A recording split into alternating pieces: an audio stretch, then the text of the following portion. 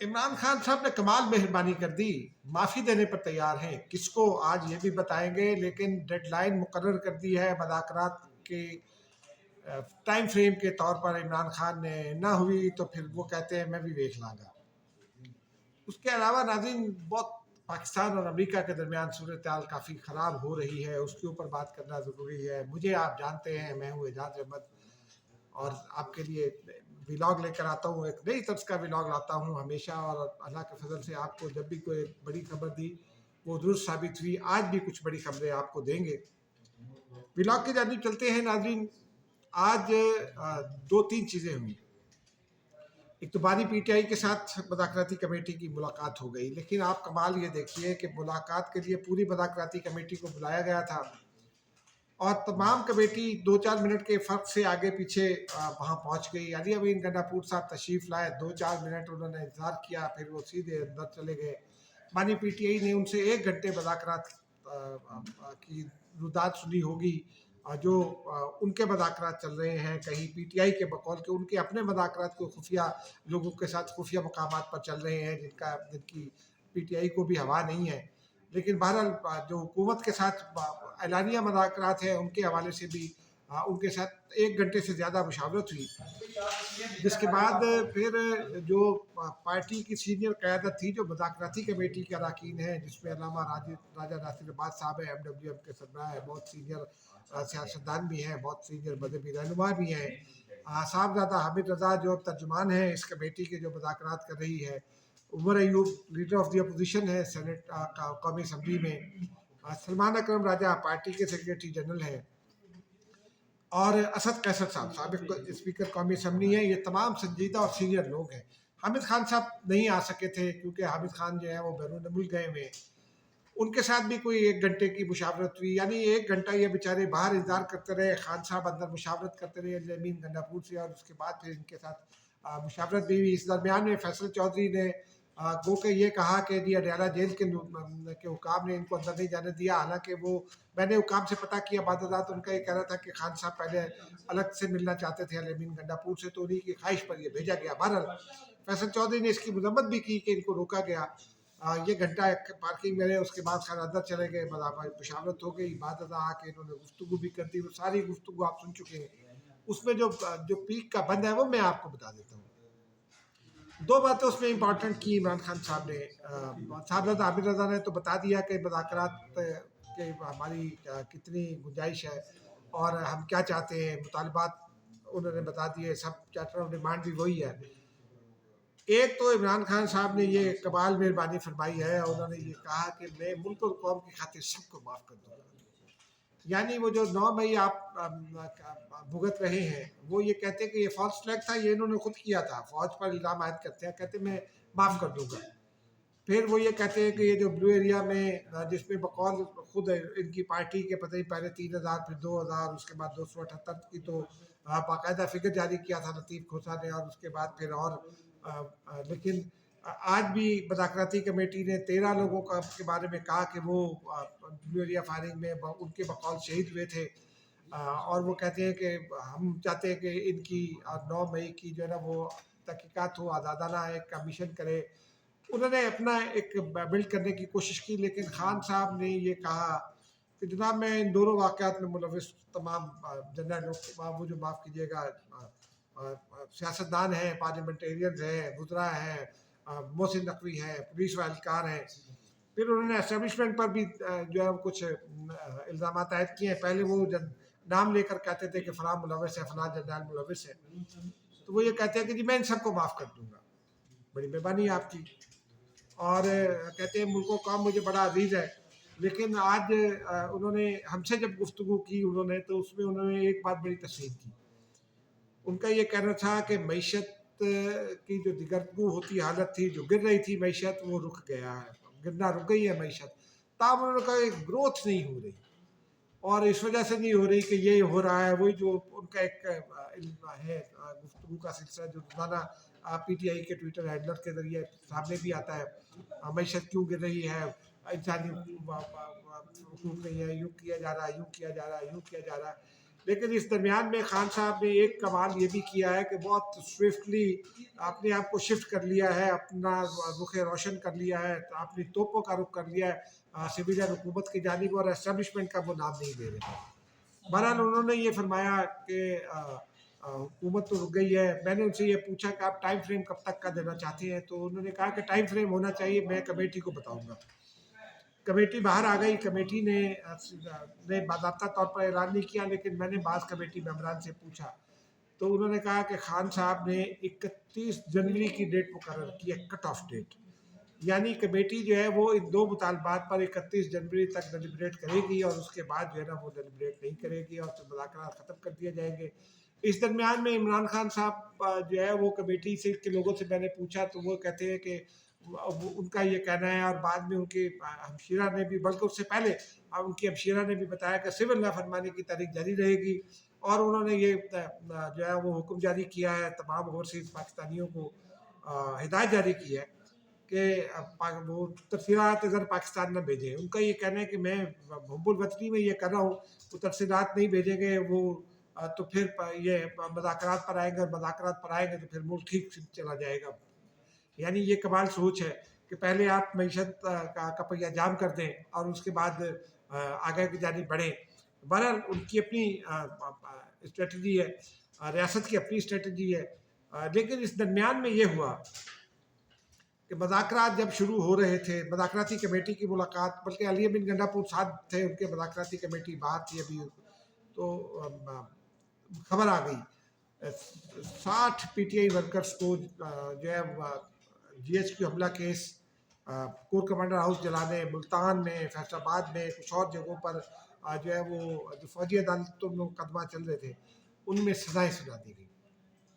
جن کو سزا سنائی گئی ہے ان میں ایک تو عباد فاروق، وہ جو بڑے مشہور ہوئے پی ٹی آئی لاہور کے ورکر، وہ بھی شامل ہیں، لیکن جو سب سے بڑا نام ہے وہ عمران خان صاحب کے بھانجے کا ہے، حسان نیازی۔ حسان نیازی صاحب کی تصویر جو ہے وہ افسوس ہے مجھے، فیض اللہ نیازی صاحب بہت زبردست آدمی ہیں، میں کئی دفعہ ان سے ملا ہوں، دوستی میری ان سے نہیں ہے، وہ شاید مجھے جانتے بھی نہیں ہیں، لیکن ملاقات ہو جاتی ہے سپریم کورٹ جب وہ آتے ہیں۔ بہت اچھا کالم لکھتے ہیں، بڑا اچھا تجزیہ کرتے ہیں، اور وہ بیچارے پریشان بھی ہیں بیٹے کی وجہ سے۔ تو بہرحال حسان نیازی کو 10 سال قید کی سزا سنا دی گئی ہے۔ انہوں نے کیا کیا تھا، یہ بڑی امپورٹنٹ بات ہے کہ وہ جو پی ٹی آئی والے یہ کہتے ہیں کہ جناب وہ سی سی ٹی وی فوٹیج لے آئے، وہ تو فالس فلیگ آپریشن تھا، ہمارے خلاف کیا گیا۔ حسان نیازی صاحب عمران خان کے بھانجے ہیں۔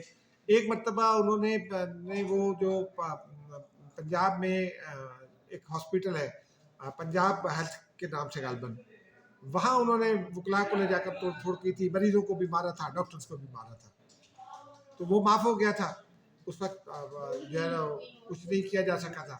لیکن کور کمانڈر ہاؤس میں انہوں نے، وہ وہاں موجود تھے، اندر موجود تھے، اور انہوں نے پھر کور کمانڈر کی وردی کو ایک ڈنڈے پہ یوں کر کے لٹکایا اور نعرے لگائے، اور پھر انہوں نے اور بھی بہت کچھ کہا جو وہاں یہاں ویڈیو میں کہنا مناسب نہیں ہے۔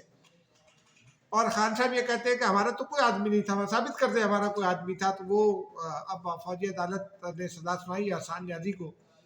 تو اب دیکھتے ہیں عمران خان صاحب تسلیم کرتے ہیں کہ نہیں۔ میں نے ایک بار ان سے یہ پوچھا تھا کہ حسان نیازی وہاں کیا کر رہے تھے، تو اس کا انہوں نے اس وقت جواب نہیں دیا تھا۔ اب 30 کو پھر سماعت ہے ان کے مقدمے کی، تو شخانہ 2 کی، تو ان سے دوبارہ پوچھ لیں گے۔ تو یہ بہرحال انہوں نے تاریخ بھی مقرر کر دیا، 31 جنوری حتمی تاریخ دے دی ہے۔ اس کے بعد پھر کہتے ہیں پی ٹی آئی والے ان سے آفیشلی بات کریں تو وہ کچھ اور کہتے ہیں، نا آفیشلی بات کریں، اور سیاسی جماعت کرتی بھی ایسے ہی ہے، تو ان کو یہ ہے کہ پھر کچھ دمس قلندر ٹائپ کی چیز ہوگی۔ بہرحال دیکھتے ہیں کیا ہوتا ہے اس وقت تک۔ لیکن آج ان کی بشا بی بی سے بھی صبح ملاقات ہوئی مقدمے کی سماعت کے دوران، موڈ ان کا کچھ جو ہے نا وہ لگ رہا تھا کہ کچھ بہتر ہے، کہ مذاکراتی کمیٹی ملنے کے لیے آ رہی ہے، اور وہ بہرحال اب وہ یہ معاملہ جو ہے اب وہ بڑھے گا۔ 2 جنوری کو جو کمیٹی کے ارکین ہیں انہوں نے یہ کہہ دیا ہے کہ 2 جنوری کو وہ چارٹر آف ڈیمانڈ حکومت کے سامنے رکھیں گے، اور اس کے بعد بات کریں گے۔ ایک کمیٹی کی میٹنگ کے حوالے سے ایک پیش رفت بڑی اچھی پولیٹیکل موو ہے، پتہ نہیں اندر کیا گفتگو ہوئی، لیکن کمیٹیاں ہمیشہ باہر آ کر، کوئی بھی کمیٹی ہو کسی بھی سیاسی جماعت کی، وہ ذرا الٹی بات بھی بتاتی ہے۔ तो उन्होंने ये कहा कि हम ये चाहते हैं कि इमरान खान जो है वो किसी डील के नतीजे में रिहा ना हो, तो फिर कैसे रिहा होंगे ये उन्होंने नहीं बताया। बहरहाल अगर इमरान खान, ये आपको मैं बता दूं खबर के तौर पर कि इमरान खान की रिहाई अगर हुई तो डील के नतीजे में होगी। चलिए अब ज़रा इसी से जुड़ा है पाकिस्तान अमेरिका का मामला, क्योंकि जियो टीवी ने एक गलत लफ्ज़ लिख दिया था, एक नेशनल डिग्नेटरी अमेरिका के वो अपॉइंट हो गए तो डेरोगेटरी जुमले लिखने की जरूरत नहीं थी, उसके जवाब में उन्होंने फिर कुछ कह दिया और उसके बाद उसको कैंपेन की शक्ल इख्तियार कर लिया है। गुज़िश्ता रोज़ ख्वाजा आसिफ ने एक ट्वीट किया जिसमें उन्होंने गोल्ड स्मिथ के हर कारिंदे हर कारे कुछ इस तरह का लफ्ज़ इस्तेमाल किया था।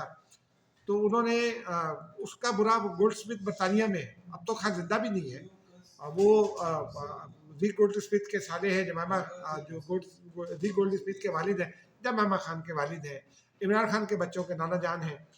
उसका बुरा जमामा ने भी नहीं इतना माना, क्योंकि ये सियासत में होता रहता है, लेकिन रिचर्ड ग्रेनेल ने बहुत बुरा माना और वो बहुत आगे बढ़ गए हैं। और उन्होंने कहा कि जनाब वो, और फिर फौजी अदालतों पर सजाओं के हवाले से भी उन्होंने ट्वीट कर दिया कि पाकिस्तानी सफ़ीर को यूँ करना पड़ेगा, यूँ करना पड़ेगा। तो हमारे कुछ दानिश्वर दोस्त हैं वो ले उड़े कि जनाब वो तो अब पाकिस्तान में 2.5 घंटे उन्होंने पाकिस्तानी सफ़ीर को बिठाए रखा। तो मैंने पता किया तो पता चला कि रिजवान शेख साहब तो पाकिस्तान में है, वो मुशावरत के लिए एक कॉन्फ्रेंस के लिए पाकिस्तान आए हुए हैं। उनके कुछ डेलीगेशन भी अभी आए हुए थे, तो वो रिजवान शेख साहब पाकिस्तान में आए हुए हैं, तो इसका मतलब है कि वो तो वहाँ उनकी तो कोई क्लास नहीं हुई। लेकिन उन्होंने ज़रूर ये कहा कि पाकिस्तानी एम्बेसडर जो है रिजवान शेख, उनको कुछ चीज़ों की वजाहत करना होगी, वो ठीक है। इस पर नाज़रीन अब सवाल ये है कि क्या किसी नेशनल डिग्नेटरी को जो इनकमिंग अहदेदार है हुकूमत का, क्या उसको इस किस्म की लैंग्वेज इस्तेमाल करनी चाहिए? मैंने तकरीबन 35 साल 36 साल मुझे सहाफ़त में होगा, उसमें से 32-33 साल से मैं डिप्लोमेटिक कवर करता हूँ। दुनिया में कोई ऐसी मिसाल नहीं है कि डिप्लोमेटिक ओहदे का हामिल शख्स जो है वो डिप्लोमेसी में इस किस्म की लैंग्वेज इस्तेमाल करे जो रिचर्ड ग्रेनेल कर रहे हैं। लेकिन क्या करें, अब वो ख्वाजा आसिफ सियासतदान है, उन्होंने भी कर दिया, उनको भी नहीं करना चाहिए था, उनको गोल्ड स्मिथ का नाम इस्तेमाल नहीं करना चाहिए था। आपको कोई इशू है तो आप उसका बेहतर तरीके से बात कर सकते हैं। फिर वो कहते हैं कि जनाब वो पीटीआई ये दावा भी कर रही है कि उनके ट्वीट डिलीट कर दिए गए, मैंने चेक नहीं किए, मैं अभी चेक भी करूँगा। लेकिन बहरहाल फिर ख्वाजा साद रफ़ीक ने उनको जवाब दिया, नून लीग वाले, और उन्होंने बड़ा मुदल्लल जवाब दिया है। उन्होंने उन्होंने ये कहा कि बहुत लो पर चले गए हैं रिचर्ड ग्रेनेल। लेकिन गुज़िश्ता रोज़ वसीम मादामी ने भी शेरी रहमान से पूछा था, तो शेरी रहमान के बारे में भी वो शहबाज गिल जिनका वो पता नहीं अल्लाह ताला ने क्यों उनको इतना नवाजा है। वो कहते हैं ना, उनकी तो ना अकल है ना उनको कुछ समझ है हुकूमत कारी की। तो उन्होंने खैर शेरी रहमान को के पीछे कुछ लोगों को लगा दिया। वो हालांकि वो अकल की बात कर रही थी। शेरी रहमान ये कह रही थी कि रिचर्ड ग्रेनेल जो है वो उन्होंने ज़रा ज़्यादा कर दिया है, और वो अभी वो अहदेदार नहीं है, लेकिन जब अहदेदार होंगे तो हमें लगता है कि मामला बेहतर हो जाएंगे। लेकिन नाज़रीन ये मामला ख़राब हो रहे हैं। उसकी वजह ये, वो ख्वाजा साद रफ़ीक ने उसमें इंडिकेट भी किया, और मेरा हमारे एक दोस्त थे मुर्तज़ा सोलंकी, उन्होंने भी इंडिकेट किया, कुछ और दोस्तों ने भी इंडिकेट किया, मैं उससे एग्री करता हूँ। एक तो उन्होंने ये कहा कि रिचर्ड ग्रेनेल जो है वो उनको इसराइल जो कुछ गजा में कर रहा है वो दिखाई नहीं देता, उन्होंने पूरी तफसील से बयान किया। लेकिन उनका ये कहना है कि इस दबाव के पीछे मकासद कुछ और है, ना जो है वो सामने इमरान खान है, मकसद कुछ और है। यानी इमरान खान का बहाना बनाकर वो पाकिस्तान से कोई और बात बनवाना चाहते हैं, इसराइल के हवाले से कुछ बनवाना चाहते हैं। ये अगर तो ऐसी सूरत हाल है तो फिर ये बड़ी खतरनाक है। लेकिन सबसे ज़्यादा जो अफसोसनाक बात है वो इनकमिंग यूएस प्रेसिडेंट की खामोशी है कि उन्होंने अभी चार्ज नहीं लिया, उनके लोग इस किस्म की गुफ्तगू कर रहे हैं और उन्होंने उनको नॉमिनेट किया है NY for Pakistan and Afghanistan. तो उनका ये फ़र्ज़ है कि वो उनको शटअप कॉल दें, इसलिए कि आप अमरीकी हैं तो कोई बात नहीं, आप दुनिया के जो है वो ठेकेदार तो नहीं है, आपको मॉनिटर नहीं है क्लास के, आप एक अहदेदार हैं एक मुल्क के, happen to be a super power, तो कोई बात नहीं है। लेकिन आपको आपको अपने कंडक्ट से बताना है कि आप डिसेंसी पर यकीन रखते हैं, आप डिप्लोमेसी पर यकीन रखते हैं, लेकिन आप तो बदमाशी पर तुले हुए हैं। अब उनको जवाब मिलना शुरू हो गया है, ये भी सियासतदान है, देखते हैं बात कहाँ किस करवट उठ बैठता है। लेकिन पाकिस्तान के लिए जो है वो उसका दोस्त तो सामने आना होगा, क्योंकि ख्वाजा साद रफ़ीक ने एक और बात भी बड़ी इंपॉर्टेंट कही है कि امریکہ یہ چاہتا ہے کہ پاکستان جو چین کے کا بلاک ہے اس سے اس کی طرف نہ جائے بلکہ اس سے الگ ہو جائے. تو دیکھتے ہیں آگے اس پر کیا ہوتا ہے. مجھے اجازت دیجیے. خدا حافظ.